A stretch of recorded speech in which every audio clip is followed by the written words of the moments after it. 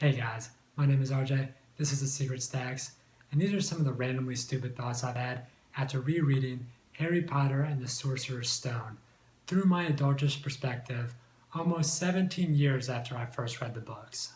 Now let me tell you, a reread is absolutely worth it. It stands up against the test of time so well, and you catch little things like, for example, this is the first time I ever realized when Fred and George bewitch those snowballs to be pelting Professor Quirrell in the back of the head, they're actually pelting Voldemort's face, which is gloriously hilarious and something that you never would have picked up on the first time you read it.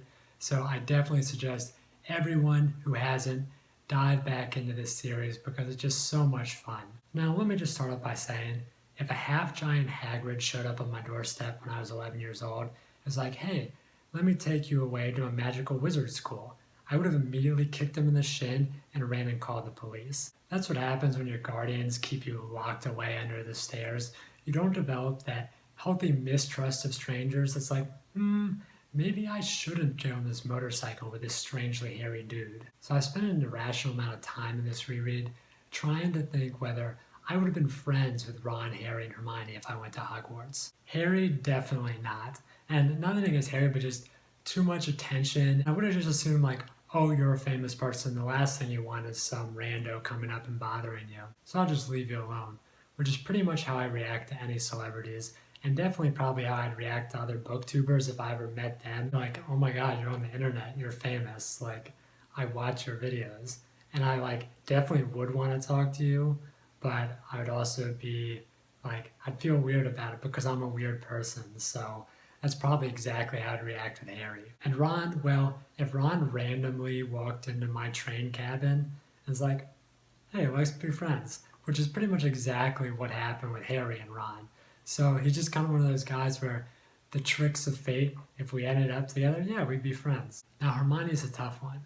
Either we'd be academic rivals, or we'd be academic rivals and I'd have a crush on her. Yeah, I was pretty big into academic rivals back in the day. But you know, the late night study session, tensions running high, trying to outwit each other on every test. You guys know what I'm saying. Well, speaking of Hermione, my fourth grade teacher pronounced it Hermione, and I immediately decided there was nothing else that I could learn from her. She just was so obviously wrong about this that I felt like she had nothing that she could teach me. Now, I know I just said that I had a crush on Hermione, but the truth is, my heart was already taken in the Sorcerer's Stone. Obviously, I'm talking about Professor McGonagall, which, just bear in mind, I think I was 12 years old at the time I was reading this. But she's just so sassy and so hilarious that she honestly may be my first fictional crush. And I didn't appreciate this enough as a kid, but the sorting hat puns are so hilarious that I suggest that you just go back and reread that single part of it. I'm a sucker for puns. They're just, the more terrible the better, but I was just really impressed with all the hat puns there.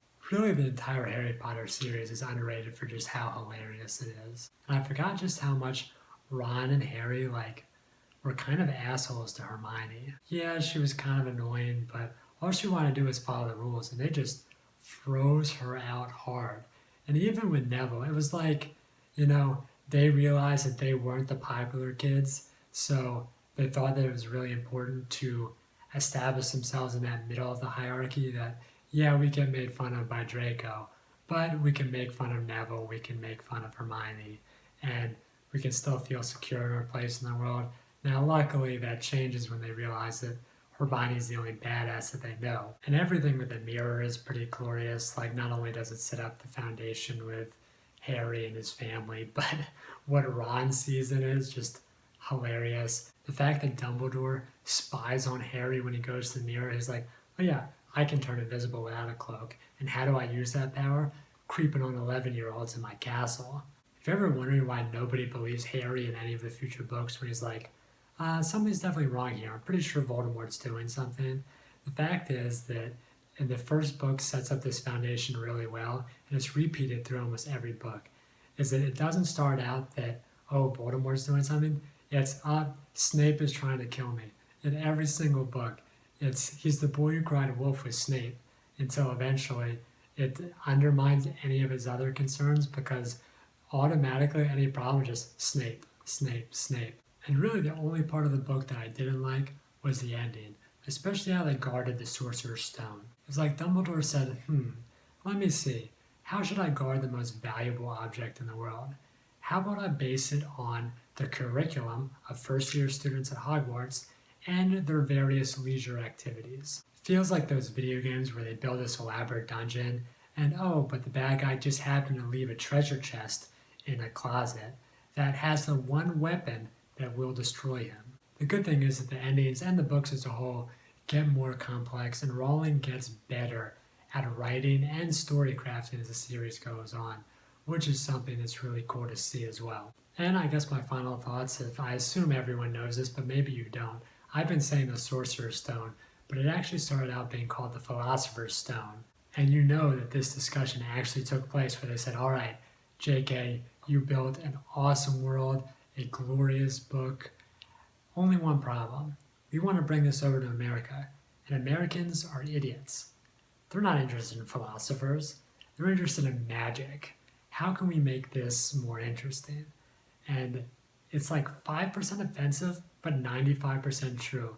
The Sorcerer's Stone absolutely did better than the Philosopher's Stone ever would have in America. So, that's us Americans for you. Which probably explains why all of my thoughts I had while rereading the Sorcerer's Stone were all so ridiculously absurd. But now it's off to the Chamber of Secrets, and I plan on doing little recaps like this after every book that I do reread, in addition to some fun, truly absurd ideas that I have up my sleeve. So if you guys want to follow along, feel free to subscribe or follow me on Twitter. Also, if you haven't, check out my giveaway video. I'm giving away a $20 Amazon gift card just as a thank you to all my awesome subscribers, so don't forget to enter that. And until next time, see ya.